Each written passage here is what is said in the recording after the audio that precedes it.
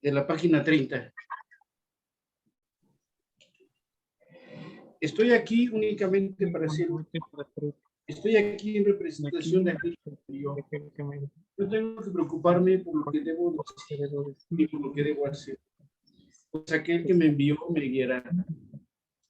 Me siento satisfecho de estar donde quiera que Él esté, porque sé que Él estará allí conmigo. Sanaré a medida que le permita sanar. Bien, vamos a dar inicio con el capítulo 3, que se llama La percepción inocente. Y el apartado 1 es expiación sin sacrificio. ¿Cómo se llama? Eso. El párrafo 1. Hay otro punto que debe quedar perfectamente claro antes de que pueda desaparecer cualquier residuo de temor que aún esté asociado con los milagros. La crucifixión no estableció la expiación, fue la resurrección la que lo hizo. Son muchos los cristianos sinceros que no han entendido esto correctamente. Nadie que esté libre de la creencia en la escasez podría cometer tal equivocación. Si se examina la crucifixión desde un punto de vista invertido, parece como si Dios hubiese permitido e incluso fomentado que uno de sus hijos sufriese por ser bueno. Esta desafortunada interpretación, que surgió como resultado de la proyección, ha llevado a muchas personas a vivir sumamente atemorizadas de Dios. Tales conceptos antirreligiosos se infiltran en muchas religiones. El auténtico cristiano, sin embargo, debería hacer una pausa y preguntarse, ¿cómo iba a ser posible esto? ¿Cómo iba a ser posible que Dios mismo fuese capaz de albergar el tipo de pensamiento que sus propias palabras han señalado claramente que es indigno de su Hijo? Bueno, pues aquí dice que tiene que quedar muy claro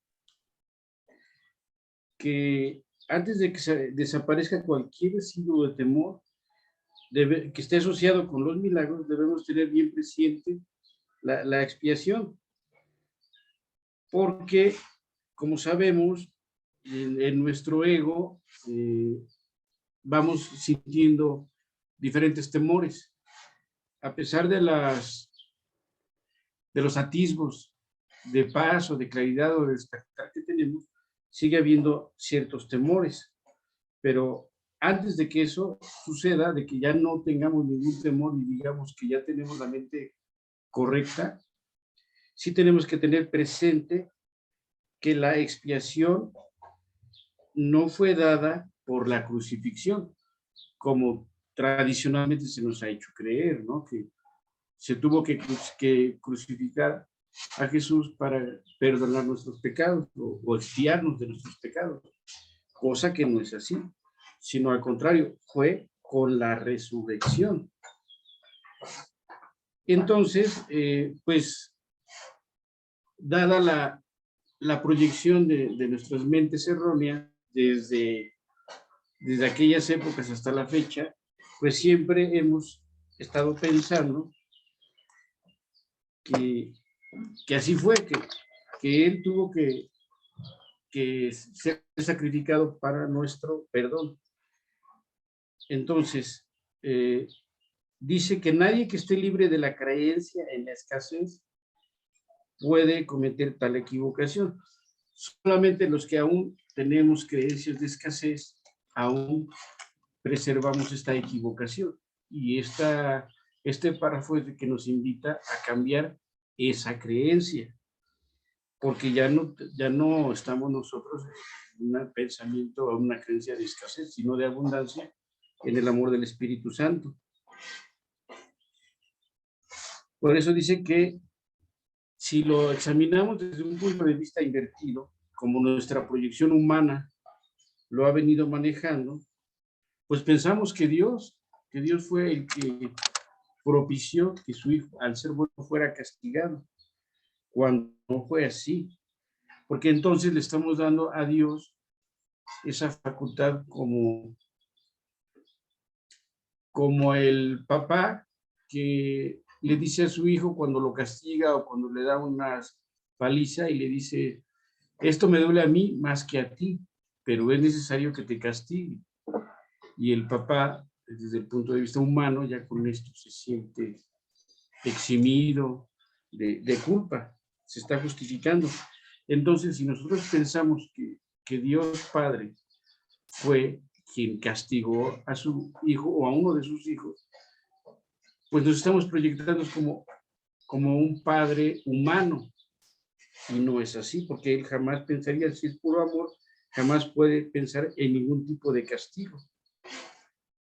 Entonces, este párrafo nos invita entonces a reflexionar que no es como nos lo han venido manejando desde siempre, sino todo lo contrario. La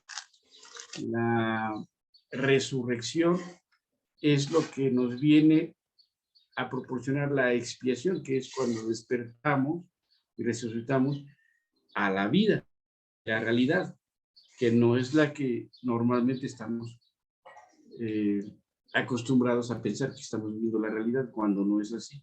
La realidad es la verdad. Y una vez que la conocemos es cuando despertamos a la vida y resucitamos. Es lo que considero que nos quiere explicar este párrafo. ¿Quiere alguien opinar algo?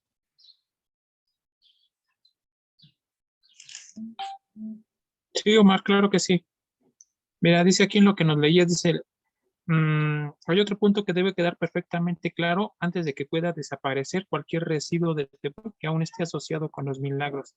Dice, la crucifixión no estableció la expiación, fue la resurrección la que lo hizo. ¿Sí? Y esto tiene la implicación de que la crucifixión viene a simbolizar el saldo de cuentas que tenemos con Dios, es decir, el castigo que se recibe en el cuerpo para poder purificar la mente o el espíritu o el alma, según desde el punto de vista donde se vea, y podamos acceder a la gracia de Dios. Es decir, la gracia de Dios para con nosotros no se puede acceder a ella si no es a través del dolor y del sufrimiento.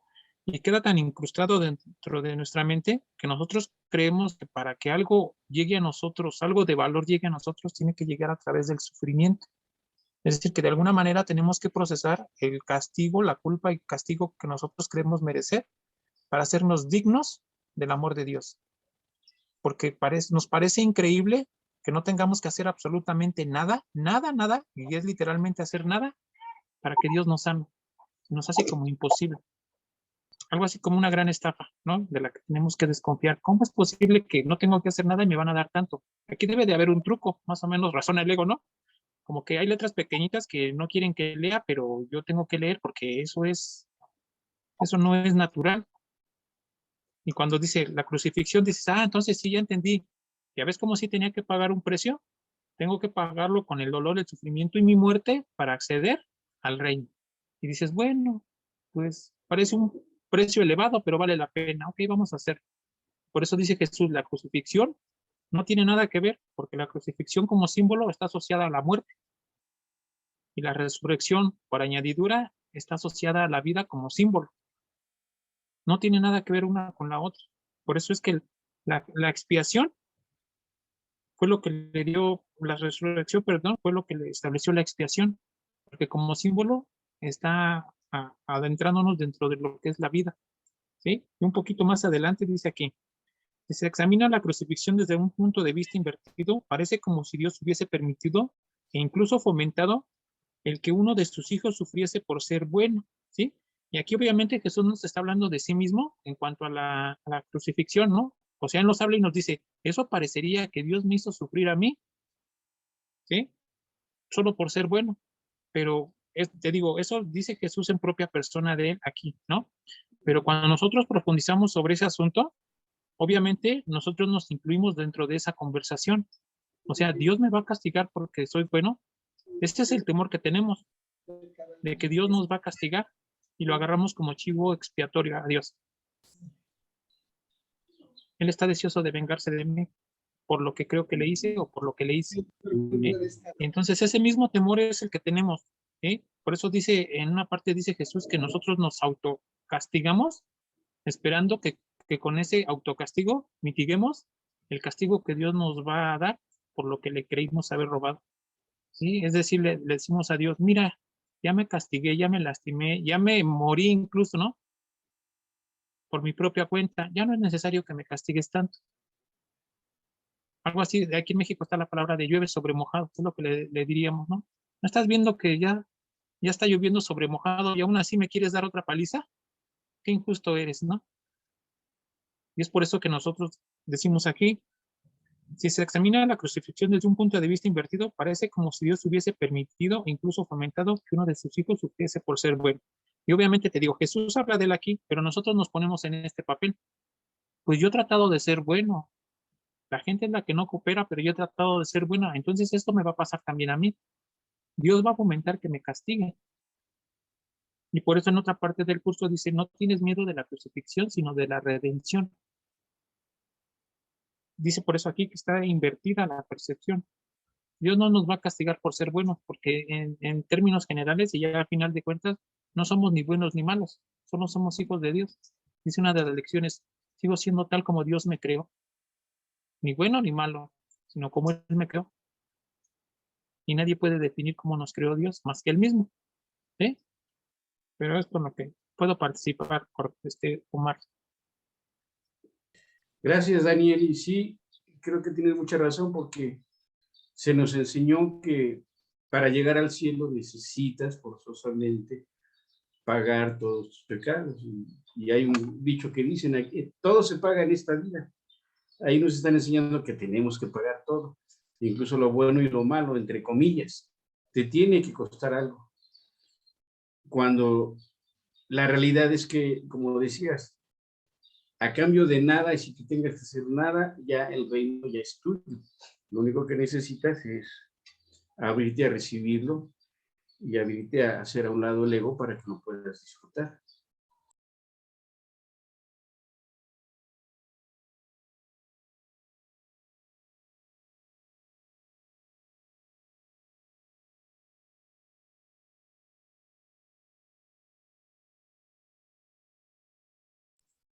¿Alguien más quiere participar? ¿O alguien que me apoye con el párrafo 2? Sí. Adelante, Jackie. Ya. El párrafo 2 dice, la mejor defensa, como de costumbre, consiste en no atacar la posición de otro, sino más bien en proteger la verdad. No es muestra de gran sensatez aceptar un concepto si para justificarlo tienes que invertir todo un marco de referencia. Este procedimiento es doloroso en sus aplicaciones menores y verdaderamente trágico en una escala mayor. Con frecuencia la persecución termina siendo un intento de justificar la terrible y errónea percepción de que Dios mismo persiguió a su propio Hijo en nombre de la salvación. Ni siquiera las mismas palabras tienen sentido. Superar esto ha sido sumamente difícil, pues si bien este error no es más difícil de corregir que cualquier otro, son muchos los que no han estado dispuestos a abandonarlo en vista de su eminente valor como defensa. Un ejemplo menos dramático es el del padre que dice, esto me duele más a mí que a ti, y se siente exonerado de darle una paliza a su hijo. ¿Crees que nuestro Padre piensa realmente así? Es tan esencial eliminar cualquier pensamiento de este tipo que debemos asegurarnos de que nada semejante permanezca en tu mente. Yo no fui castigado porque tú fueses malo. La lección completamente benévola que la expiación enseña, se echa a perder si se mancilla con cualquiera de las formas en que esta clase de distorsión se manifiesta.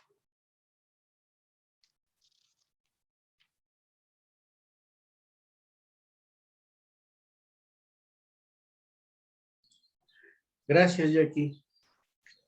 Y, ¿Quieres opinar algo al respecto? ya. En la primera parte, donde dice la mejor defensa, como de costumbre, consiste en no atacar la posición de otro, sino más bien en proteger la verdad. Entonces, nuestra postura, digamos, ¿no? Con el curso de milagros, no es la de, digamos, confrontarnos, ¿no? Con las personas, por ejemplo, de otras religiones que piensan muy distintos, ¿no? Simple y llanamente es escucharlos, es respetar su punto de vista, pero nosotros siempre salvaguardando lo que nosotros sí sabemos que es verdad. Ya si es que la persona se abre de repente, ¿no? A querer saber algo más, recién se le debe de repente tratar de explicar, pero no podemos imponer porque nosotros, digamos, ya sabemos lo que nos dice Jesús y bueno, las creencias que ellos traen. Eso me parece en cuanto a la primera parte. No sé si comparten lo mismo ustedes. Si se Sí, refieren a eso. yo creo que sí, Jackie. Solamente tenemos que proteger la verdad y respetar y permitir que los demás tengan también su derecho y ejerzan su derecho a sus creencias. No tenemos por qué atacar a nadie que piense diferente a nosotros. En su proceso. Y en su proceso tendrá que despertar en el momento que tenga que ser. Exacto. Luego, también nos dice, este procedimiento es doloroso en sus aplicaciones menores y verdaderamente trágico en una escala mayor. Eso ¿me lo pueden explicar o nos lo pueden explicar, por favor? ¿A qué se refiere? Yo lo que pienso que es doloroso en escalas menores porque entre individuos, el hecho de que alguien piense diferente o piense equivocado, desde mi percepción, nos genera conflicto, nos genera confrontación y hasta pleito. Y en escalas mayores yo creo que los grandes movimientos de gente que ya masivamente atacan por defender su verdad a unos contra los otros y tratando de imponer su verdad, es como dice que a escalas mayores, pues es mucho más grave. Creo que a eso se refiere. No sé si alguien... Como al conflicto de Rusia y Ucrania, algo así. Sí, creo que ¿No? sí. Y no se diga en Medio Oriente, las religiones desde años y por tradición han estado peleando por sus creencias. Así lo considero. Muy bien.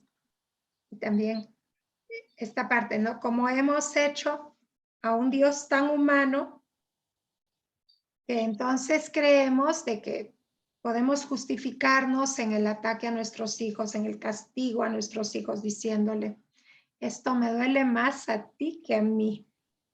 Como si es que Dios también, diciendo eso, hubiese perseguido a su hijo, ¿no? A su hijo bueno. Y es por eso que nos da temor a aceptar, digamos, aceptar por completo a Dios en nuestras vidas, porque tenemos ese miedo, sentimos esa culpa, porque estamos viendo justamente la separación, ¿no? En todo esto. Bueno, eso es todo. Gracias. Gracias, Jackie. Sí, finalmente viene la pregunta, ¿crees que nuestro Padre piensa realmente así? Y nos dice, yo no fui castigado porque tú fueras malo.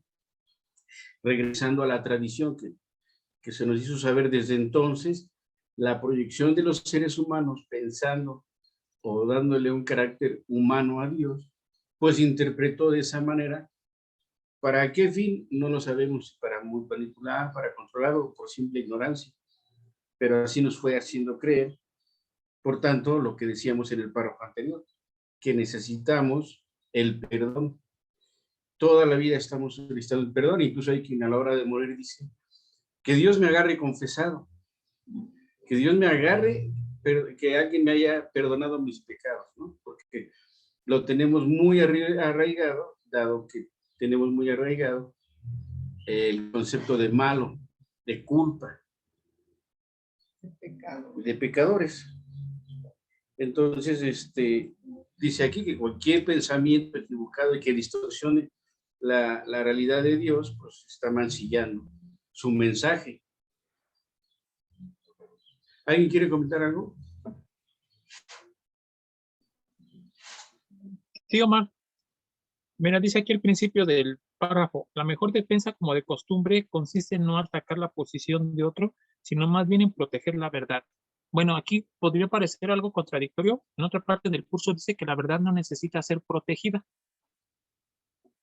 Dice porque la verdad no necesita ser protegida. Yo no puedo hacer nada para protegerla, pero aquí me dice que tengo que más bien proteger la verdad. ¿A qué se referirá?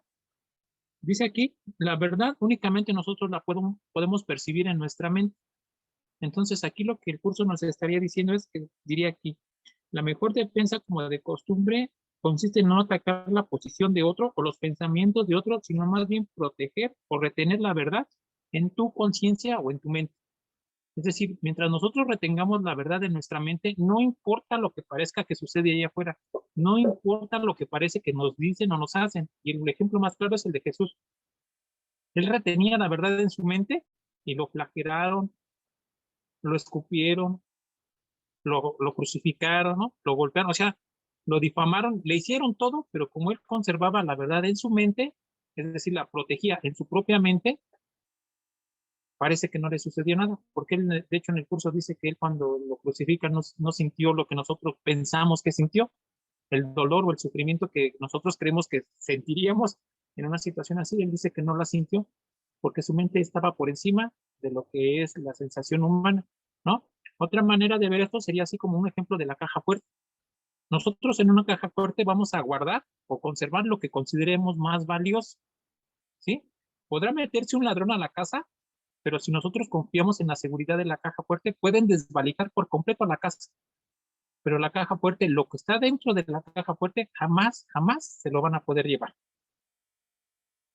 Y uno podría decir, oh, sí, te metieron a robar a tu casa, y va a decir, sí, pero yo protegí lo que consideraba valioso, y eso está en la caja fuerte. Entonces él va y con la combinación verifica que todo está ahí. Entonces, en nuestro mismo caso sería que pueden intentar adentrarse dentro de nuestra casa, dentro de nuestra mente y querer despojarnos de todo, porque dice el curso que nosotros arrebatamos a nuestros hermanos. Le queremos quitar lo que consideramos que es nuestro y que nos pertenece, y como lo vemos que lo tienen, nosotros se lo queremos arrebatar, ¿sí? Y podrán querer adentrarse dentro de nuestra mente y despojarnos o rapiñar todo lo que tenemos en nuestra mente, pero como la verdad está protegida en nuestra mente, como esa especie de caja fuerte, ¿sí? Nunca nos la van a poder arrebatar, nunca. Y es literal porque nos pertenece, ¿sí? Eso es lo que siento que dice aquí cuando dice proteger a la verdad. Porque te digo, en otra parte del curso dice que la verdad no puede ser protegida, pero aquí me dice que debo de proteger la verdad, es decir, retenerla en mi mente, en mi conciencia, ser consciente de que estoy en la verdad, ¿no? Ok. Y luego decía aquí, ya aquí, dice, este procedimiento es doloroso en sus aplicaciones menores y verdaderamente trágico en una escala mayor, ¿ok? Dice, en un procedimiento en aplicación menor, dice el curso que está escrito en dos niveles, el nivel del cuerpo, que es el nivel 1, o el 2. No, el nivel del 1 tiene que ver con el espíritu. Ok, el nivel 1 es el del espíritu y el nivel 2 es el del cuerpo. En las aplicaciones menores se podría decir que se aplica a todo lo que tiene que ver con el cuerpo. Y en el nivel 1 es todo lo que tiene que ver con el espíritu a una escala mayor. ¿Cómo se aplicaría esto con lo que dice el curso?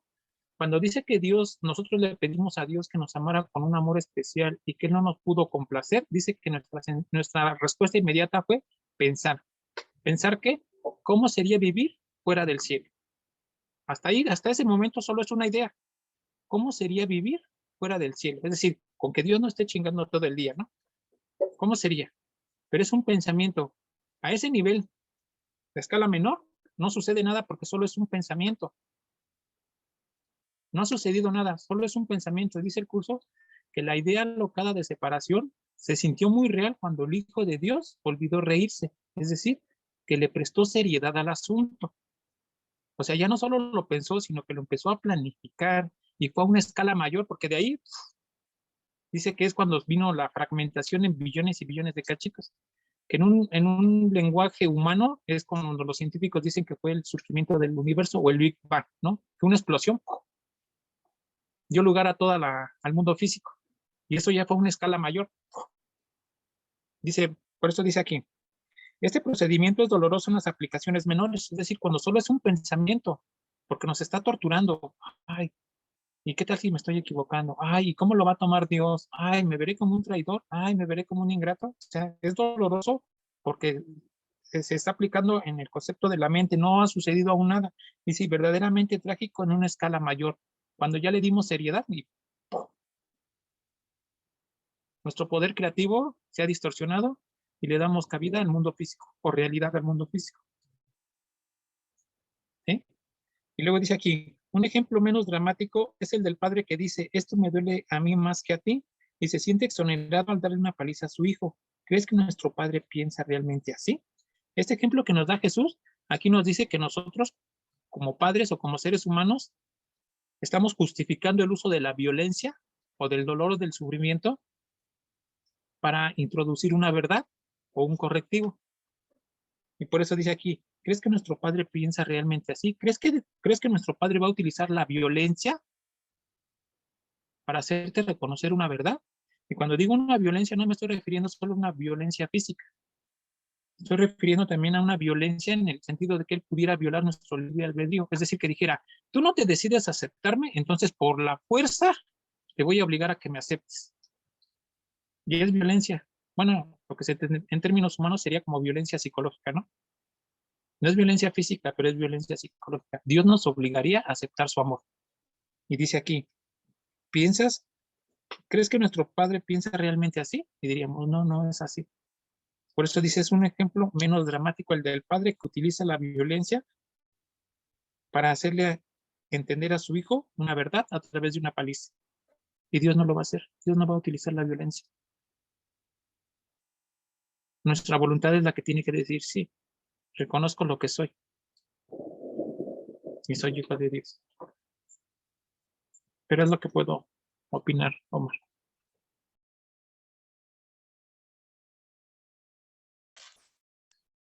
Muchas gracias. ¿Alguien más? ¿Quién me apoya con el párrafo 3? Lo leo, Omar. Gracias. La afirmación mía es la venganza, dice el Señor. Es una percepción falsa mediante la cual uno le atribuye a Dios su propio pasado malvado. Este pasado malvado no tiene nada que ver con Dios. Él no lo creó, ni tampoco lo sustenta. Dios no cree en el castigo. Su mente no crea de esa manera. Dios no tiene nada contra ti por razón de tus malas acciones. ¿Cómo sería posible entonces que me hubiese acusado a mí por ellas? Asegúrate de que reconoces cuán absolutamente imposible es esta suposición y también de que procede enteramente de la proyección. Este tipo de error es responsable de una multitud de errores similares, incluyendo la creencia de que Dios rechazó a Adán y lo expulsó del jardín del Edén. Quizá por eso piensas a veces que no te estoy guiando bien. He tomado las máximas precauciones para usar palabras que sean casi imposibles de distorsionar, pero siempre es posible tergiversar los símbolos si así se desea. Gracias. ¿Quieres comentar algo al respecto? Sí, Omar, o sea, fíjate que aquí nos viene esto como en el otro, que dice, la afirmación mía es la venganza. Entonces, aquí es como dijera, si me porto mal, pues Dios me va a castigar y seguimos nosotros con eso como si Dios fuera el que se vengara por nuestras acciones. Pero no, o sea, realmente Él, como dice, que no encuentra palabras para hablarnos o decirnos o darnos a entender que realmente nada, que no hay castigos aquí. Bueno, en cuanto a nuestras acciones, porque aquí cuando uno reconoce nuestras acciones que no son tan ciertas, como que ya vamos viendo que no es un castigo, simplemente darnos cuenta que a lo mejor estábamos en otras ideas equivocadas. Y siempre que proyectamos modo, como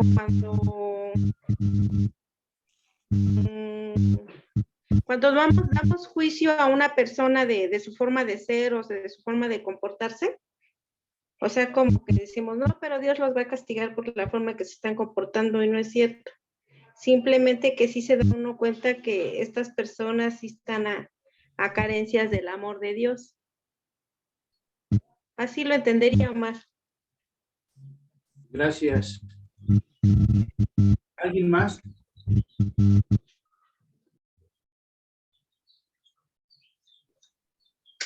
Sí, Omar, yo. Adelante, Ore, gracias. Bueno, dice, buenas noches primero a todos. Voy llegando.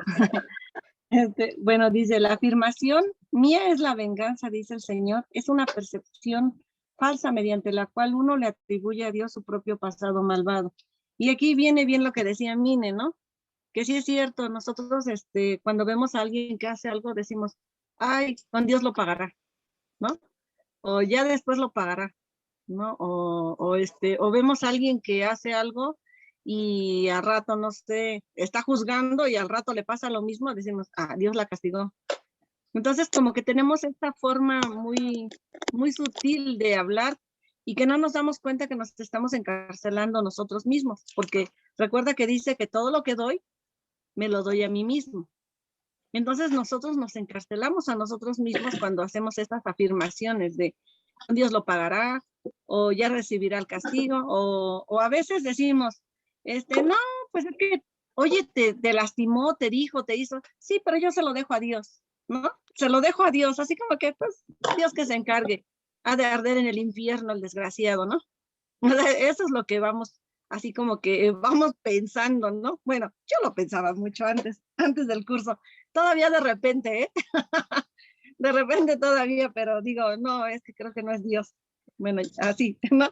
Y luego dice, ese pasado malvado no tiene nada que ver con Dios. Él no lo creó ni tampoco lo sustenta. O sea, Él no podría vengarse por nosotros. Él no podría castigarnos, ni Él podría dar un juicio de malo a alguno de nuestros hermanos. De hecho, yo recuerdo en una ocasión que me pasó algo que yo decía, ¿por qué Dios? ¿Por qué? ¿Por qué? ¿Y por qué a mí? ¿Por qué esa persona? ¿No? Y me quejé y me quejé y me quejé y sentí la respuesta del Espíritu Santo que me dijo, tú y ella son exactamente lo mismo. No es porque ella sea buena o porque ella sea mala, no es porque sea más alta, más bonita, más lo que sea. Y se entiende que las dos son mis hijas y no puedo juzgar a ninguna de las dos. Entonces, ahí vendría bien eso de que no es verdad que nosotros podríamos decir que Dios se vengaría por nosotros, ¿no? Él no se venga por nosotros. No tiene nada que vengarnos, por eso dice, Él tampoco lo sustenta. Luego dice, Dios no creó el castigo. Su mente no crea de esa manera. Dios no tiene nada contra ti por razón de tus malas acciones. Y cuando dice aquí que Dios no creó el castigo, recuerda que hablábamos acerca de esas cosas, bueno, en otras pláticas hemos hablado acerca de las personas, o nosotras creemos, ¿verdad? Que tenemos diferentes vidas. Entonces, a veces vemos a una persona que tiene muchos problemas y decimos, ¿qué habrá hecho en su vida pasada? ¿No? O a veces, bueno, yo me acuerdo mucho cuando mis hijos ya no estuvieron conmigo, que yo lo justificaba diciendo, algo le hice yo a él en otra vida que hoy vengo a pagarlo, ¿no? O sea, creemos que ese pasado no solamente nos atañe a el pasado de ayer, de hace un año, de hace 10 años, de hace 15 años. Creemos que de el pasado nos vergando esas cosas, pero dice aquí que Dios no tiene nada contra ti por razón de tus malas acciones. ¿Cómo sería posible entonces que me hubiese acusado a mí por ellas? Entonces ya me dice, ¿cómo sería posible que tú mismo te acusaste por ellas? Yo mismo, a veces creo que es justificado que alguien me trate como me trata, ¿no? Decimos, bueno, yo lo hice, y es lo que platicamos siempre en el curso, ¿no? Que hacerme responsable no es hacerme culpable. Me hago responsable, acepto que yo soy responsable de lo que estoy proyectando, percibiendo, pero no me hace culpable. Dice en otras partes más adelante, dice, eso no te hace culpable o pecador, te hace loco. Nada más. Y hasta en el mundo, el loco pues, no es culpable, es inocente porque en su locura no sabe lo que hace. Entonces, tenemos que entender que nosotros estamos locos, no somos culpables. Dice, asegúrate de que reconozcan cuán absolutamente imposible es esta posición y también de que procede enteramente de la proyección. Es lo que tú estás proyectando. No es que alguien lo creó, recuerda que es fabricado, ¿no? Este tipo de error es responsable de una multitud de errores similares. Incluye la creencia de que Dios rechazó a Adán y lo expulsó del jardín del Edén. Y nosotros, todos los seres humanos nos hemos sentido rechazados por nuestro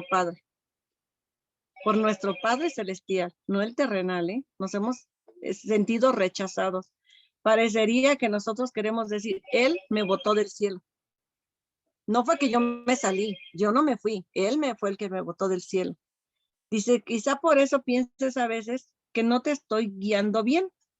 He tomado las máximas precauciones para usar palabras que sean casi imposibles de distorsionar, pero siempre es posible tergiversar los símbolos, si así se desea. Y recuerda que dice que las palabras son símbolos, y son símbolos de símbolos y que están doblemente alejadas de la realidad. Entonces, a veces nosotros confundimos nuestras palabras y creemos que es lo que dice mi mente.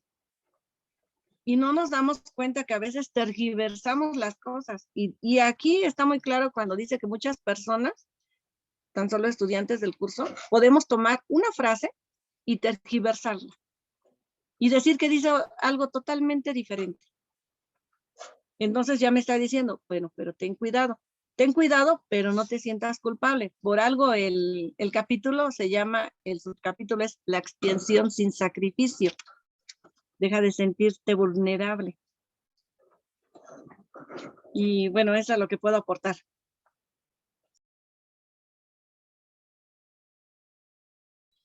Gracias, Aure. ¿Alguien más quiere comentar algo? Bueno, continúo con el párrafo 4. El sacrificio es una noción que Dios desconoce por completo. Procede únicamente del miedo, y los que tienen miedo pueden ser crueles. Cualquier forma de sacrificio es una violación de mi exhortación, de que debes ser misericordioso, al igual como nuestro Padre en el cielo lo es. A muchos cristianos les ha resultado difícil darse cuenta de que esto les atañe a ellos. Los buenos maestros nunca aterrorizan a sus estudiantes. Aterrorizar es atacar. Y como resultado de ello, se produce un rechazo de lo que el maestro ofrece, malográndose el aprendizaje. Y aquí confirma que El sacrificio nada más es una proyección que toda la vida hemos considerado, ya como lo manejamos antes. Necesitamos sacrificarnos para ganarnos algo. Entonces, Dios no sabe nada de eso. Solamente nuestro miedo es el que nos hace pensar en el sacrificio, pensar en el ataque. Y así como pensamos en el ataque, podemos volvernos incluso crueles, como comentaba Aure, de cuando juzgamos a alguien y le decimos, pues ya encontrará su castigo, ya lo castigará Dios. En esas expresiones estamos siendo crueles, teniendo la esperanza de que la venganza de Dios o la justicia de Dios haga efectos en esa persona que estamos juzgando. Ahí somos crueles, pero no es otra cosa que nuestra proyección del miedo. Por eso dice, tenemos que ser misericordiosos, al igual que nuestro Padre en el cielo lo es. Y esto es cuando podemos nosotros ver con la visión de Cristo. Si lo logramos, estamos siendo misericordiosos porque estamos viendo a cada uno de nuestros hermanos santos, tal como Dios los creó, sin juicio alguno. Y dice, a muchos cristianos les ha resultado difícil darse cuenta de que esto les atañe a ellos. Pues sí, porque es muy, muy difícil desarraigar la creencia que por generaciones pues nos han estado nuestros ancestros maneje y maneje y maneje en las distintas tradiciones y las distintas religiones. Por eso no es posible darse cuenta de eso. Porque nos enseñaron incluso que nacimos con el pecado, pues ahora tengo toda la vida para ver cómo me lo quito. Entonces, esto nada más atañe a nuestra propia posición, a nuestra propia creencia, que pues nos impusieron básicamente porque ni siquiera son verdades nuestras o creencias nuestras, nos las impusieron. Y es como mencionaba Aure, que Dios no va a usar la violencia, y sin embargo con violencia pusieron la creencia de ese Dios, ¿no? Y en muchas partes del mundo y en la historia se sabe que con violencia y en el nombre de Dios iban matando poblaciones enteras, ¿no? Entonces eso es algo que para Dios pues no existe en lo más mínimo. Entonces dice, los buenos maestros nunca aterrorizan a sus estudiantes. Y es algo con lo que nos enseñaron también a nosotros el amor de Dios, con ese terror, con ese temor. Tenemos que temerle a Dios. ¿Cómo le voy a temer a Dios? Que es todo amor, puro amor. Y me enseñan a temerle. Entonces, pues, desde siempre, si haces esto, te vas a ir al infierno. Si no haces esto, es pecado. Si haces esto, es aquello. Eso es el temor y el terror que los maestros nos impusieron y pues no logramos el aprendizaje, no logramos conocer a Dios, no logramos saber en sí cuál es su naturaleza divina y sus alcances. Lo único que conocimos fue a ese Dios autoritario, castigador y con naturaleza humana. ¿Alguien quiere comentar algo?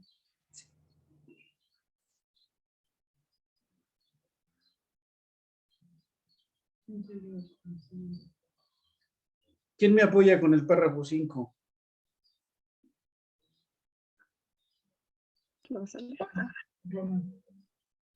Adelante, Román. Sí, Román. Nada más prende tu micrófono. Ándale.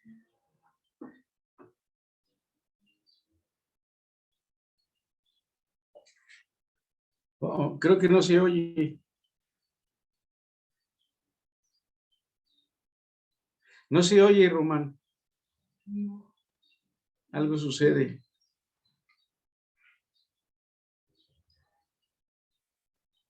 No. Ok, otro. Te lo leo, Omar. Sí, gracias. Dice párrafo 5. Se me ha llevado correctamente el Cordero de Dios que quita los pecados del mundo. Mas quienes representan al Cordero manchado de sangre no entienden el significado del símbolo. Si se entiende correctamente, es un símbolo muy simple que habla de mi inocencia.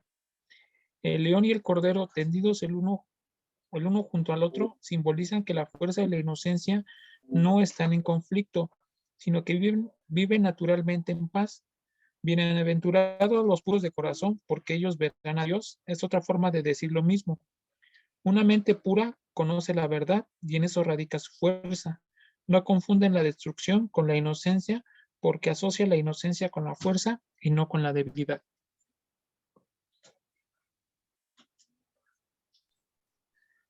Gracias. ¿Qué nos comentarías al respecto?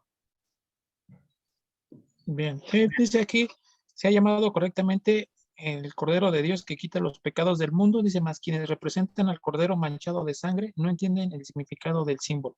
¿Sí?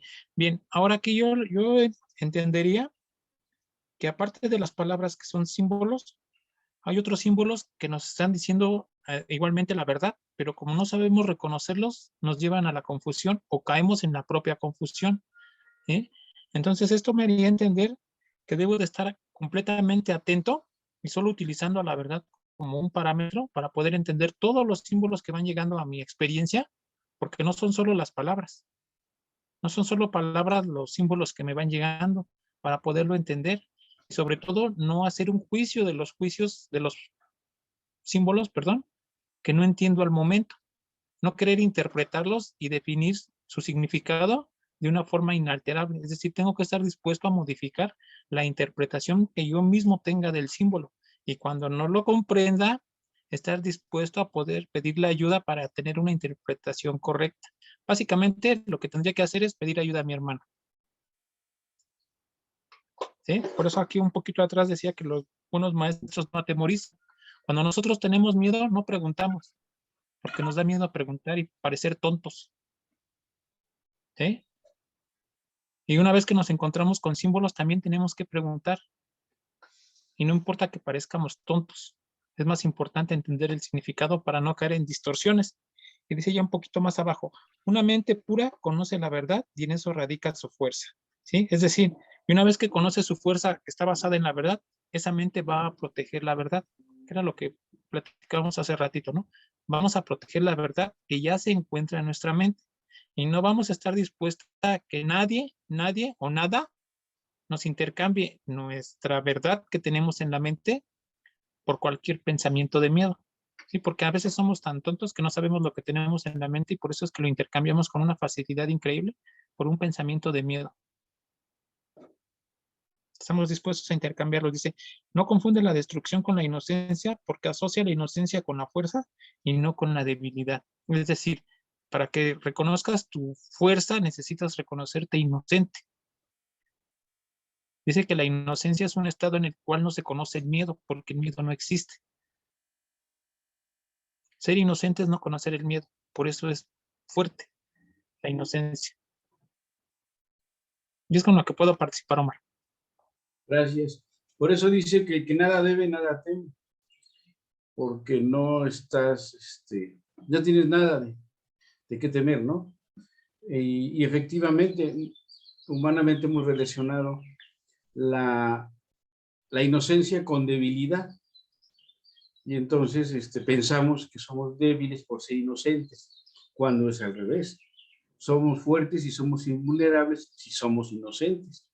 No hay nada que nos ataque y no vemos ningún tipo de ataque. ¿Alguien más quiere comentar algo?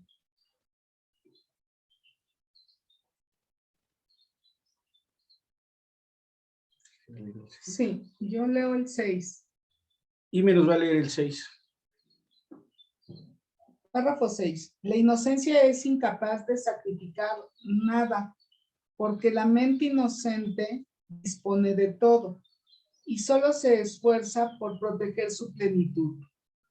No puede proyectar, tan solo puede honrar a otras mentes, porque honrar a otros es el saludo natural de los verdaderamente amados hacia los que son como ellos.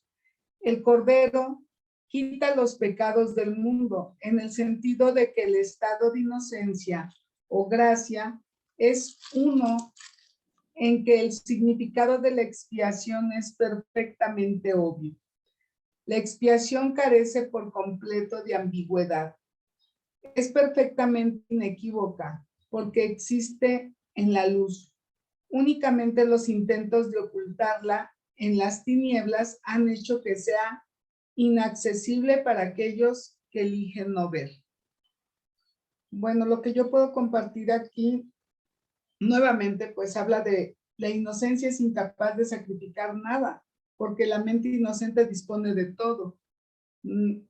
Cuando hay esa mente inocente, estamos diciendo que es una mente con fortaleza. No necesita sacrificar nada, porque lo tiene todo. Entonces, luego dice, lo único es que solo se esfuerza por proteger su plenitud.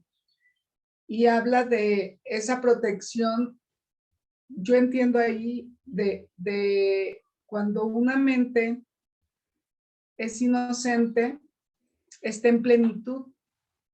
Entonces, de alguna manera, lo único que tiene que hacer es estar protegiendo pues sus pensamientos, ¿no? No caer en los pensamientos egoicos, ¿no? Para que permanezca en esa plenitud, en esa inocencia, con esa fortaleza. Invulnerabilidad. Y luego dice, no puede proyectar, o sea, no hay necesidad de proyectar nada porque está en plenitud. ¿Qué va a proyectar si lo tiene todo? Nuevamente, aquí es una mente recta, la mente de Dios no proyecta, Dios no proyecta nada, porque no tiene carencia alguna. Y luego dice, tan solo puede honrar a otras mentes, porque honrar a otros es el saludo natural de los verdaderamente amados. Pues sí, ese honrar es como un reconocimiento de la verdad, ¿no? No de la persona, sino de la verdad, de lo que es, ¿no? Y más adelante dice, amado, de los verdaderamente amados hacia los que son como ellos. El Cordero quita los pecados del mundo en el sentido de que el estado de inocencia o gracia es uno en que el significado de la expiación es perfectamente obvio.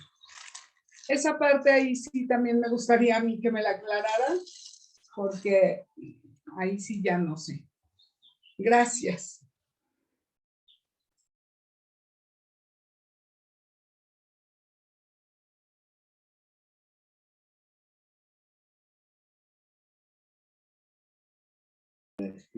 Es en el párrafo 6, en la oración 4. ¿Qué dice? En la página 41, que dice, el Cordero quita los pecados del mundo, en el sentido de que el estado de inocencia o gracia es uno en el que el significado de la expiación es perfectamente obvio. Yo creo que la expiación es borrar el error y el estado de gracia necesariamente es un estado sin error. Por lo tanto, creo que a eso se refiere, que es totalmente obvio la expiación cuando nos sintamos ya en la gracia, ya libres de todo pecado, de todo ataque, de toda deuda. ¿Cómo lo ven? Sí, coincido con Omar. La gracia o expiación es lo mismo, pero visto desde desde una perspectiva diferente. Se podría decir que la gracia es vista desde el cielo, que es el regalo de Dios, y la expiación, que es el regalo de Dios, pero es vista desde el mundo físico, se puede decir, o desde la creencia en la separación. O sea, desde dos puntos de vista, mirando hacia el centro, se puede decir, de un extremo a otro. Pero básicamente es lo mismo. Por eso dice, resulta que es obvio, es perfectamente obvio. ¿Sí? Cuando estamos en el mundo físico necesitamos la expiación para reconocer nuestra inocencia en el estado de gracia.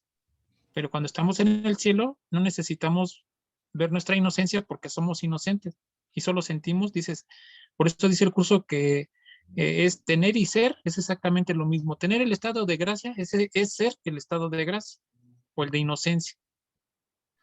Entonces es lo mismo, pero repito, visto desde dos perspectivas diferentes. Una vista desde el mundo físico, del de separación, y el otro visto desde el cielo, o paraíso, o Edén, como quiera uno entender. Ahora sí se escucha mi micrófono. ¿Ya se escucha? Sí, ahora ¿Ya se sí. escucha, Román? Ah, vaya, aquí le busqué ya. Ah, bueno, alguna participación. En el caso ya no, el Cordero quita los pecados del mundo. El Cordero es un símbolo. El Cordero es el símbolo de la inocencia. Y si es símbolo de inocencia, precisamente es la inocencia es la que quita los pecados del mundo. Por eso es que es hacernos niños otra vuelta, buscar la forma de ser inocentes. Ahora, como resultado de la expiación, se llega a la inocencia, o sea, no tanto a la expiación misma como expiación, sino el resultado de ejercer la expiación en mi forma de pensamiento. Entonces, yo como resultado ya me di cuenta, ya ejercité la expiación, ya me di cuenta de todos mis errores y entonces ejerzo el perdón. Cuando yo ejerzo el perdón, entonces ahí es cuando dicen se quitan los pecados del mundo.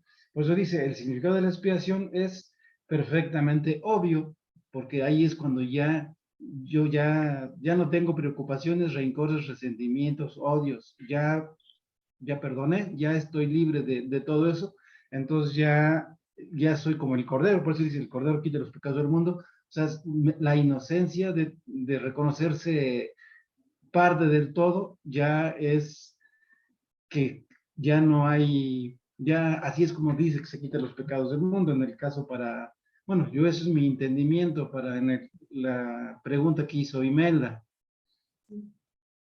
Gracias, Román, creo que sí. Me sí queda es por ahí. claro. Exactamente iba a decir lo mismo, que cuando dice que el Cordero quita los pecados del mundo, y si asemejas al Cordero con la inocencia, entonces eso es lo que quita los pecados del mundo. Hay una lección que dice, en mi indefensión radica no me acuerdo cómo dice, es la 153. Y, entonces ya te das cuenta que sí se puede aplicar en este mundo, pero no como lo habíamos estado aplicando, porque a veces pensamos que el no defenderme, el no hacer nada es lo que me da la fortaleza, y no es así. Es cuando dejaste de proyectar, porque te ves inocente cuando tú dejas de proyectar. Cuando tú dejas de ver culpables, empiezas a verte inocente. No es nada más así de repente. Yo digo, no, pues no me defiendo y quiero ser inocente. No es nada más así. O sea, es que ya vino un trabajo atrás, ¿no? Ya pudiste verte inocente, pero si no lo hay, pues no. Por eso atrás, en páginas atrás, nos decía, nada más para eso te sirve el tiempo, para darle tiempo al tiempo, ¿no? Y sería lo que puedo aportar. Gracias. Gracias, Aurelio. ¿Alguien más? El 7.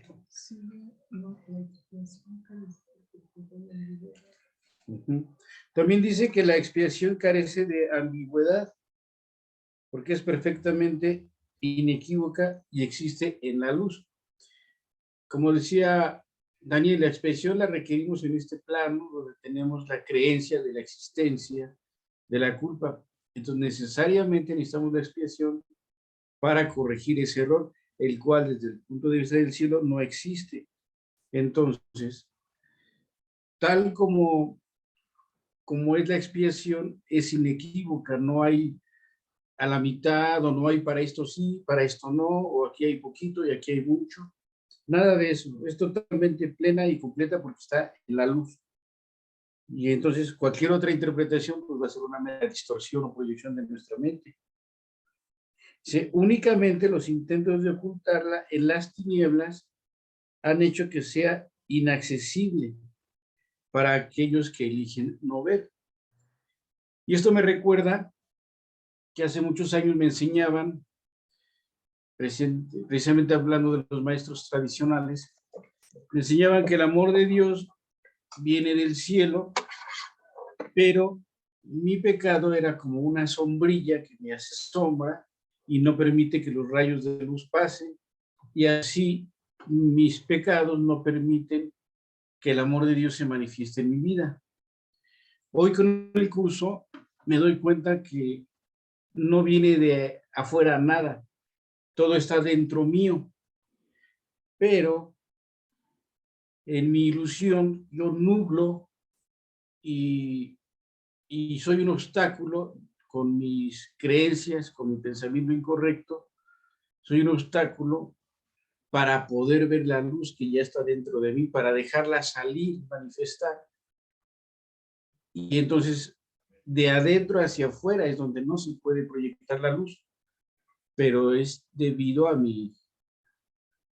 toda mi ilusión en el pecado, mi ilusión en los resentimientos, en los juicios, y es como no impido y nublo para que la luz, que siempre ha estado ahí desde que fui creado, pueda salir y hacerse manifiesta.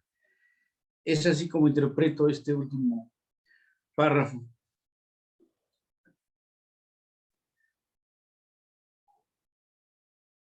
¿Alguien quiere comentar algo?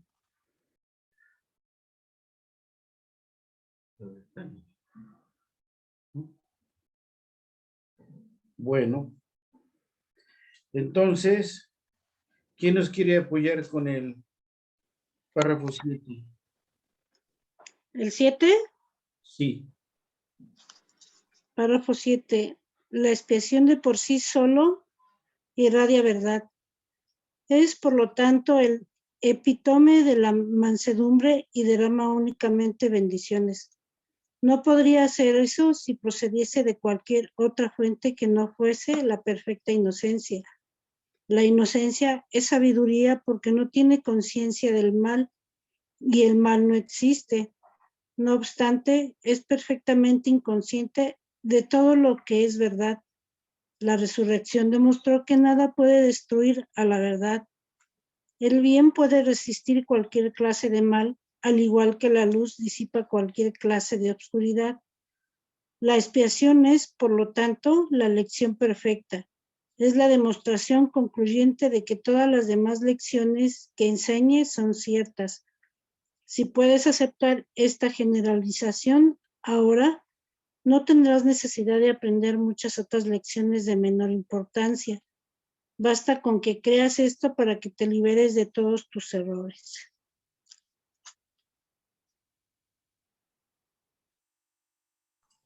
Gracias, Lupita. ¿Qué nos podrías compartir? Ops. La expiación. No, mira, ahorita estoy así como que todavía no capto bien el de este, pero por lo que estoy viendo aquí, estamos hablando de la expiación, ¿no? Entonces, bueno, yo sí la veo, la expiación de por sí sola irradia verdad. O sea que ya cuando, ¿cómo te digo? Cuando ya estamos en expiación es que todavía no doy bien la palabra, ¿perdón? Corregir, ¿Sí, corregir el error. Corregir el error. Entonces, cuando ya estamos corrigiendo un error, ya no necesitamos hacer más que eso, ¿no? Porque ya estamos corrigiendo, ya no necesitamos, ¿cómo se hace? Hacer entender a la gente, no sé cómo explicarme, siempre soy muy para explicar, pero sí, ya no necesitamos hacer otra cosa, porque ya estamos ahí dando una verdad. Creo que es lo que más o menos lo entiendo, ¿no? Gracias, Lupita. Sí, sí, es por ahí porque pues ya es pura luz, es plena y pues no necesita, como es pura verdad, no requiere No requiere de otra. así es. Solamente derrama bendiciones porque vamos, al corregir el error en todos nuestros hermanos con la visión de Cristo, pues solamente ya vamos a poder ir como dice aquí, solamente compartiendo bendiciones y no otra cosa. Si esto no podría, dice, no podría ser eso si procediese de otra fuente que no fuera de la perfecta inocencia. Como decía hace rato, si la expresión viniera de nuestra propia mentalidad errónea, podríamos ir perdonando a unos sí, a otros no, a unos poquito, a unos mucho. Sin embargo, como procede de la fuente, pues no hay opción, no hay otra más que es la perfecta inocencia y no hay más, por más que le queramos buscar o poner adornos, es inocencia y nada más. Exacto, por eso dice, la inocencia es sabiduría, porque no tiene conciencia del mal, y el mal no existe. Eso es una mera invención humana. Y pues viene de un juicio, desde luego. No obstante, es perfectamente consciente de todo lo que es verdad. Es absolutamente verdad. Y no, por eso mencionaba Daniel hace unos momentos, no requiere ser defendido, no requiere ser protegido, resguardado. En sí, el solo hecho de ser la verdad, ya con eso está absolutamente libre, pleno y sin ningún tipo de ataque o de distorsión o de tergiversación. Simplemente es verdad y no hay otra. La resurrección demostró que nada puede destruir a la verdad. El bien puede resistir cualquier clase de mal, al igual que la luz disipa cualquier clase de oscuridad. Y el ejemplo es cuando Jesús en la cruz dijo, perdónales porque no saben lo que hacen. En ese momento, con esa luz de su ser, está eliminando cualquier tipo de mal que pudiéramos nosotros interpretar en las acciones de las personas que lo llevaron ahí. Él ahí está con su luz, pues ejerciendo la expiación. La expiación es, por lo tanto, la lección perfecta. Es la demostración concluyente de que todas las demás lecciones que enseñé son ciertas. Si puedes aceptar esta generalización ahora, no tendrás necesidad de aprender muchas otras lecciones de menor importancia, porque una vez viendo toda la creación de Dios y viendo en la unidad a todos nuestros hermanos, pues ya va a carecer de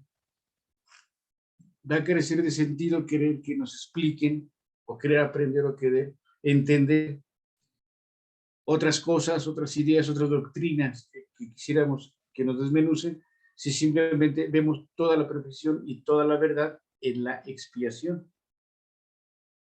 Si puedes, dice, basta que creas esto para que te liberes de todos tus errores. Básicamente es eso. Si nosotros creemos que la expiación es la verdad y la plenitud, pues ya no hay error alguno, como decía hace rato. No va a haber algo que sí lo abarque la expiación y algo que no, o algo que poquito o algo que mucho. Simplemente con todo eso ya no hay error, ya no hay ataque, ya no hay escasez, ya no hay miseria, ya no hay pecado, ya no hay dolor, no hay nada de eso. ¿Alguien quiere complementar? Sí, Omar, yo. Mira, te leo desde lo último. Dice, la expiación es por lo tanto la lección perfecta. Es la demostración concluyente de que todas las demás lecciones que enseñé son ciertas. Entonces aquí ya me está diciendo, ¿recuerdas cuando platicamos que Jesús vino al mundo y que él no se defendía, pero tenía carácter? O sea, una cosa es no defenderse y otra cosa es no tener carácter, ser endeble, ¿verdad? Entonces, recuerda que él curaba o sanaba, pero no era porque, no sé, le diera un brebaje a alguien, ¿no? Hacía cosas simbólicas, ¿no? Se supone que en la Biblia tan solo habla de una persona que estaba ciega y tomó el lodo y lo puso en sus ojos y cosas así, ¿no? Eran cosas simbólicas, pero lo hacía por nuestras creencias, ¿no? no porque realmente eso fuera lo que sanara, sino que él sanaba porque él nos veía completos. Él no nos veía carentes, nos veía así en la plenitud. Y él decía, no, no tienes nada. Y la creencia de ellos, el decir, bueno, él es el Hijo de Dios y me va a sanar, eso era lo que lo sanaba. Entonces, me está hablando de lecciones que él me enseñó. Entonces, dice que aquí cuando se hace la expiación es cuando me doy cuenta que esas lecciones son ciertas. Y dice, si puedes aceptar esta generalización ahora, no tendrás necesidad de aprender muchas otras lecciones de menor importancia. Y también recuerdas cuando en el curso dice que el curso te ahorrará cientos, o la expiación te ahorrará cientos de millones de años. Entonces, también vendría mucho la frasecita que hemos estado repitiendo en estas clases, que decimos que lección no aprendida, lección repetida. Entonces, cuando tú puedes ir aplicando la expiación, esas lecciones no se van a repetir. Unas no se van a repetir y otras no se van a dar ni siquiera. O sea, ni siquiera vas a tener que pasar por esas lecciones porque no las necesitas, porque te vas dando cuenta que esto es verdad, ¿no? Luego dice, otras lecciones de menor importancia. Basta con que creas esto para que te liberes de todos tus errores. Pero dice, basta que tú lo creas. Y hay una lección que dice, decir esto no lo es todo, pero decirlo de corazón realmente lo es todo, ¿no? Porque no lo creemos. Lo podemos decir, así como yo luego les digo, parece un mantra, ¿no? Que luego decimos, no soy un cuerpo, pues aún soy tal como Dios me creó, ¿no? O no, pues es que yo soy espíritu, nada me duele, ¿no? Nada me atañe. Y no es cierto, porque me pasa algo y ya estoy llorando, ¿no? Y ya estoy diciendo, ¿y cómo le hago? ¿Cómo le hago? ¿No?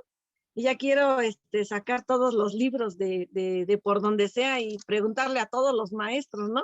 Aunque todos me dicen, relájate, relájate, Dios ya te respondió. Y yo, no es cierto, no es cierto, quiero buscar la verdad en todos lados, ¿no? Entonces, dice, créelo de corazón. Basta que aunque lo creas, esto para que te liberes de todos tus errores. Pero créele al Espíritu Santo que ya eres inocente, ¿no? Bueno, sería lo que tendría que aportar. Gracias, Aure. ¿Alguien más? Ahora sí, Román, si nos apoyas con el párrafo 8.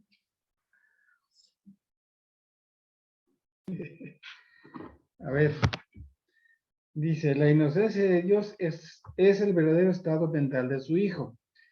En este estado tu mente conoce a Dios, pues Dios no es algo simbólico, Dios es un hecho. Cuando conoces a su Hijo tal como es, te das cuenta de que la expiación y no el sacrificio es la única ofrenda apropiada para el altar de Dios, en el que solo la perfección tiene cavidad. El entendimiento de los inocentes es la verdad. Por eso es por lo que sus altares son verdaderamente radiantes. Eso es la lectura. Bueno, aquí dice, bueno, ahora explicar lo que entendí. La inocencia de Dios es el verdadero estado mental de su Hijo. O sea, ese es el yo verdadero. Ese es el yo que está en mí y el que soy. Por eso soy el que soy, no mi ego. Totalmente es lo contrario total del ego. Por eso es la inocencia de Dios verdadero. Es en mi estado en que está.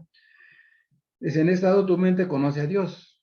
Pues sí, en ese estado, aquí, bueno, mejor lo dejo. Dios no es algo simbólico, Dios es un hecho, es realmente el que es, por eso es el que es, no hay de otra. Ahora, cuando conoces a su Hijo tal como es, te das cuenta de que la expiación y no el sacrificio es la única ofrenda apropiada para el altar de Dios, o sea, es la expiación. Aquí, cuando Jesús tuvo dice el sacrificio, cuando Jesús pasó todo lo que es la resurrección, hubo el sacrificio y la crucifixión, todo eso muchas religiones lo toman como ejemplo para que nosotros, o en este caso para que yo haga el sacrificio. O sea, eso lo toman como efecto. Sin embargo, eso no es lo importante. Lo importante precisamente es la resurrección. Hay lo que dice el punto anterior, para demostrar que la verdad es la que es y no el error, en ese sentido. Por eso dice, y más adelante dice, el entendimiento de los inocentes es la verdad. Aquí concuerdo más con esta frase de que el entendimiento, más que en el anterior, dice que la creencia, cree esto y será, y es. Yo considero que más que creer esto es el entenderlo. Cuando yo entiendo algo, por automáticamente lo creo. Pero si no entiendo nada, o sea, no voy a creer algo que no entiendo. Primero debo entender y ya después de haber entendido, entonces ya creo.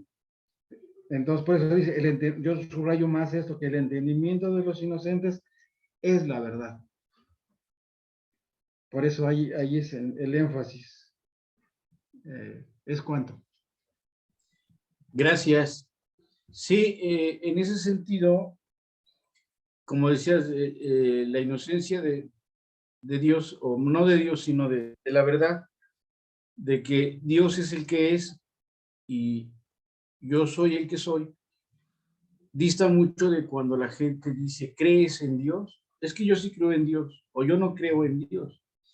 Y en este caso, entendiendo, como lo dices, una vez que lo entiendo, ya no creo en Dios, ya afirmo la existencia de Dios y mi participación en la creación de Dios.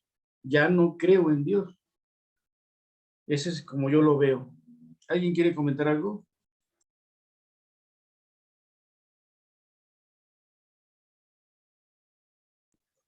Sí, Omar, dice aquí, la inocencia de Dios es el verdadero estado mental de su Hijo. Dice, en ese estado tu mente conoce a Dios, pues Dios no es algo simbólico, Dios es un hecho.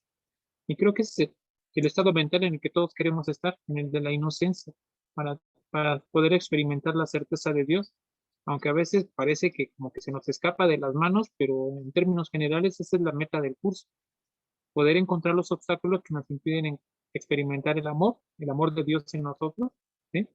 Y poder disfrutar de ese estado mental que dice aquí que es el de la inocencia, sin miedo pues, porque repetimos aquí, dice que el miedo no conoce, la inocencia no conoce el miedo, perdón, ¿no? Y dice un poco más adelante, cuando conoces a su Hijo tal como es, te das cuenta de que la expiación y no el sacrificio es la única ofrenda apropiada para el altar de Dios. Cuando conoces al Hijo de Dios tal como es decir, en su inocencia, ahora sí entiendes perfectamente que es la única ofrenda que le puedes dar al altar de Dios, es decir, a tu propia mente. Tu mente es el altar de Dios. ¿Sí? Entonces, lo único que tiene cabida en tu mente, y aquí lo simboliza como una ofrenda, es la inocencia de tu hermano que viene de la mano con la tuya. Por eso en el curso dicen el arca de la salvación, que tienen que entrar de dos en dos en el arca de la salvación. Es decir, en la mente entra la inocencia de tu hermano agarrado de la mano de tu propia inocencia. ¿Sí? Es con lo que contribuye. Yo más, antes de que preguntes, ya de una vez te digo que yo. Bueno, a mí me gustó este párrafo porque le digo a Daniel, es así como, arribita, le decía yo a Daniel, bueno, ¿qué es lo que significa epítome? Y dice como la cerecita del pastel, lo final, lo último, ¿no?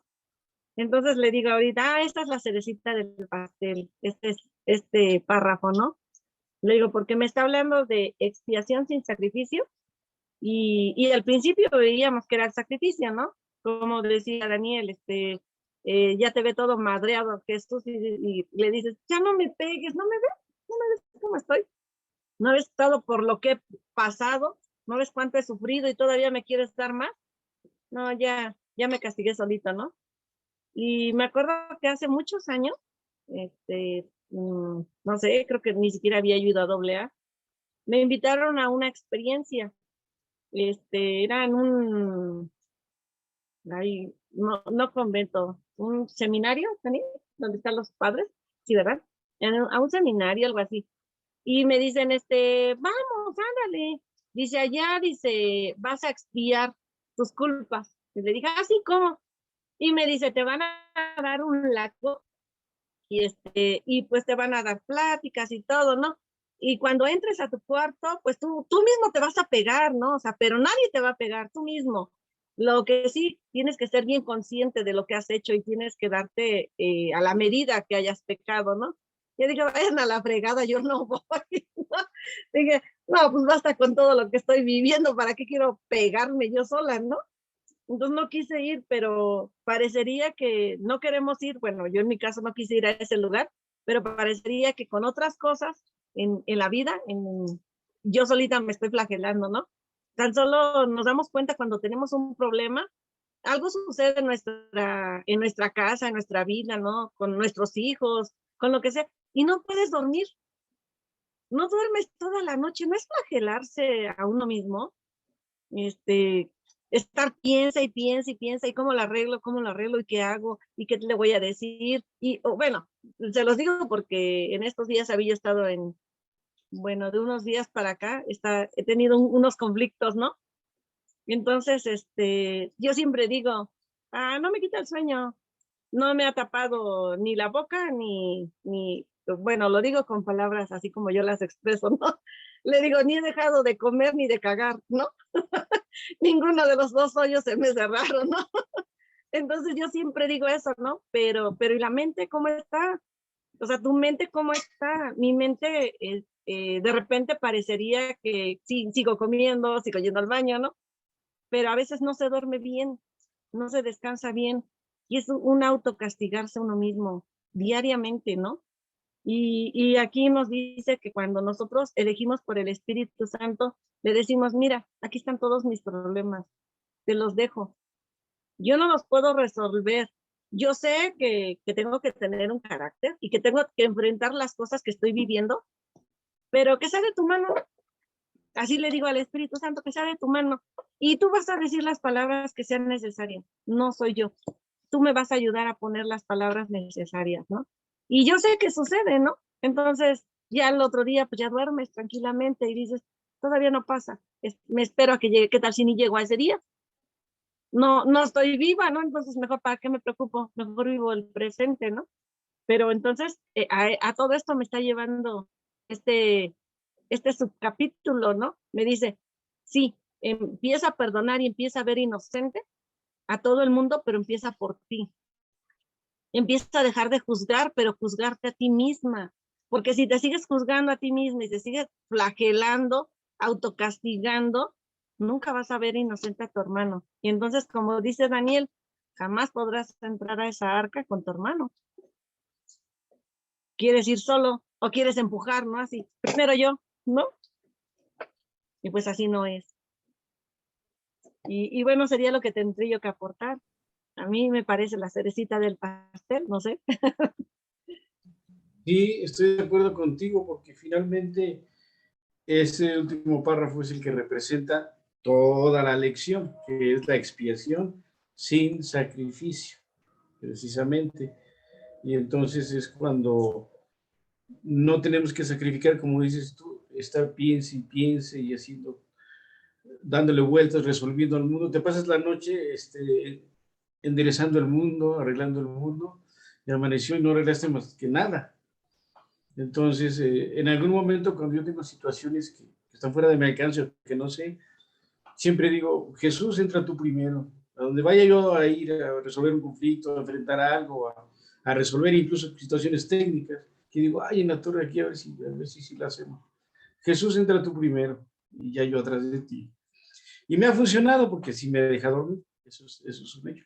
Y lo que va a ocurrir al otro día, para bien o para mal, y tendré que capotear la situación que se venga o como se dé, finalmente. Ya Sí. lo vieron que sí duerme él. Entonces, Sí lo notamos. pero sí es cierto, a mí me ha funcionado mucho, cuando he tenido todo esto y ya se los había comentado, creo, pues primero que nada, que no es mi prueba, no es para mí, ¿no? Cuando es algo, por ejemplo, con nuestras hijas, ¿no? Pues la prueba no es para mí y la decisión tampoco es mía, entonces, pues que me preocupa, ¿no? Pero anteriormente, era de, y si me dice esto, le voy a decir esto, y si aquello, voy a hacer aquello. Y parecemos computadoras, poniendo todos los escenarios posibles, y al final de cuentas, cuando llega la situación, ¿sí? Ni hacemos eso, ni decimos, ni nos dijeron, bueno, fue todo otra cosa. Pero también he visto que así como Mar, cuando lo ponemos ante el Espíritu Santo, ni hay problema. La mayoría de las veces ni se hace el problema, ¿eh? No hay conflicto. Todo se soluciona de una manera que dice uno, wow, ¿no? Entonces yo creo que es más funcional tener esa mentalidad que ir con la mentalidad de ataque, ¿no? O de defensa. De defensa, de la espada desenvainada, antes de que me la encajen, la encajo, ¿no? Estás esperando que amanezca, ya tienes prisa de que amanezca para que llegue el momento y tomes acción. Hasta eso parecía, bueno, personalmente, un motivador en mi vida, porque me generaba adrenalina, ¿sí? Y se hace de estar sintiendo esa adrenalina, ¿no? Ya sea de coraje, ya sea de, tuve la razón, ¿sí? Porque le dije sus verdades y le dije esto y es una adrenalina que te va generando una sensación De placer. que no te da placer, que no te da placer, que no te da satisfacción, ¿no? Ni te sientes pleno. Y al contrario, ¿no? Cuando estás poniendo ya las cosas en el Espíritu Santo, la verdad es que, pues a mí ha habido muchas cosas que todavía ya noto que como mantequilla se resbalan y no pasa nada, ni hay esa situación de ponerlo, ¿no? Muchas cosas, pero muchas otras cosas, pues todavía no, ¿verdad? Pero creo que sí me puedo percatar hoy en día que efectivamente el ver a mi hermano inocente, el poner las cosas ante el Espíritu Santo, me generan satisfacción, tranquilidad, armonía, hasta hacemos amigos. O sea, hay muchos beneficios, ¿no? El no tener la razón me ha dado más beneficios que el tenerla. Gracias. No. ¿Alguien quiere comentar algo?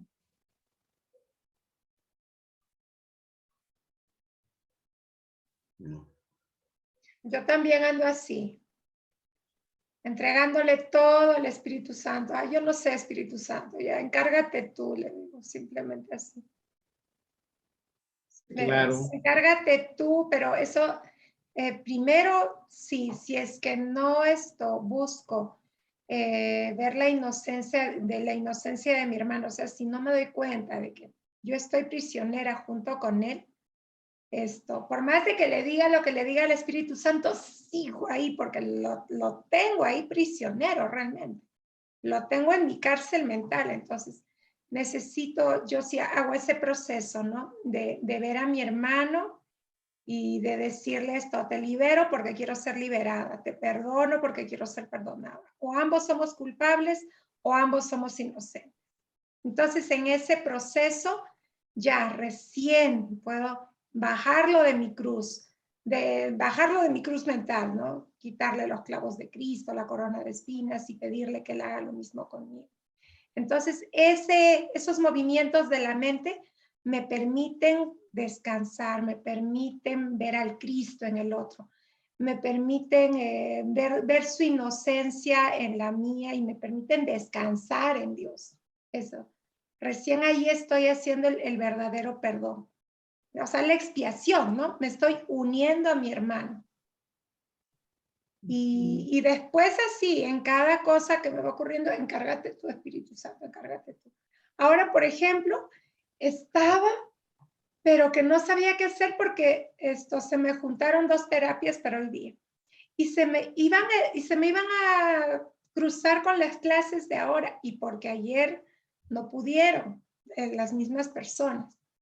Entonces y se me arregló porque yo estaba así sufriendo y de ahí me acuerdo, ay, pero Espíritu Santo, encárgate tú, le digo, ¿cómo voy a hacer? Voy a ir escuchando la clase para estar atenta, a poner grabar, y de ahí para dejar de grabar, mientras que voy haciendo las terapias a veces no se puede porque no se concentra. Y total que el primer señor no pudo, y como era el papá y tenía que trabajar primero con el papá para después trabajar con la hija, ya como el señor no pudo, dije, ay, gracias Espíritu Santo, tú sí arreglas todo. Y de verdad ya feliz, ya me senté acá tranquila a hacer mi clase en paz. Ay, pero de verdad que así se van arreglando las cosas. Sin que tú tengas que hacer nada, simplemente confía, entrégale al Espíritu Santo. Él se encarga de todo. Él se encarga. Bueno, eso Sí. les comento eso. Gracias. Gracias. Y efectivamente, estábamos acostumbrados al castigo. Y qué bonita lección esta de hoy, porque nos demuestra que no es necesario castigarnos, como decía Aure de ese lugar. ¿No era en San Miguel de Allende, Guanajuato, Aure, que te invitaban? Porque allá había un lugar así, en un santuario, y iban una semana a eso, a purificarse, flagelándose. Su mamá iba. Mi mamá iba año con año, y alguna vez mi papá también. Sí. Y ya regresaban bien limpios, bien puros y bien santitos. Bien castigados, bien asustados. Para nunca. Bien madreados. Informados que Ay, así no le entro. Me traía de recuerdo el latiguito, eso se lo traía de recuerdo año con año, con el que se daban. Sí. Bueno, pues muchas gracias Gracias también. por acompañarnos, por sus opiniones.